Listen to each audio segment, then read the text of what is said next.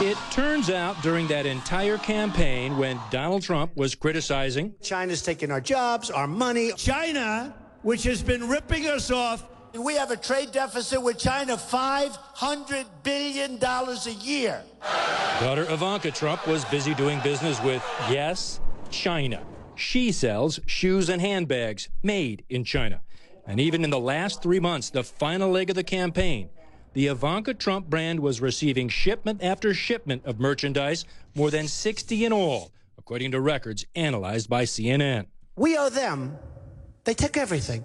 $1.4 trillion. How do you do that? That's like a magic act. Trade talk on the campaign trail intrigued Robert Lawrence, a professor of international trade and investment at Harvard. His interest peaked when early on Donald Trump found out Nabisco was moving its Oreo cookie bakery to Mexico. They're leaving Chicago, which means I'm never going to eat another Oreo again. I'm serious. Never. Professor Lawrence tasked one of his assistants to find out where the Trump family makes things and settled on Ivanka Trump's extensive line of handbags, shoes, clothing, and accessories. Hundreds of products made in China and many other nations. I think we found something on the order of 600 or 700 products, and about half of those were made in China, and the rest were imported. Shipments as recently as November have been arriving from China. And in a CNN report earlier this year, we tracked Donald Trump's now apparently defunct clothing line, manufacturers in China, Indonesia, and Bangladesh. It is certainly at odds with what he claimed was immoral behavior on the part of other companies like Nabisco. Which raises a possible conflict within the Trump family. Will Ivanka's products face an increased tariff if the soon-to-be president enacts a soon-to-be-launched trade war? Will Ivanka continue to make her shoes overseas while her dad tries to bring manufacturing jobs back to the U.S.?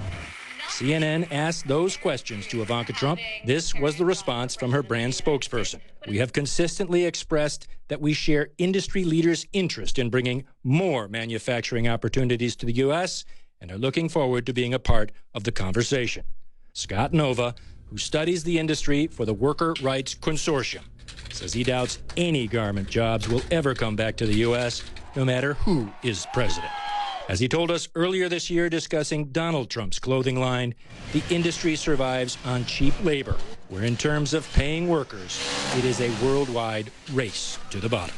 There is a worldwide search for the countries with the lowest wages and the least regulation. I'm unaware of any way in which the Trump brand has taken a different approach than the one that is unfortunately standard in the industry. Business as usual. As far as we're aware. Find the cheapest labor for the clothes you're making. It's a business, so you can make the biggest profit. This is the nature of the global garment industry. Drew Griffin, CNN, Atlanta.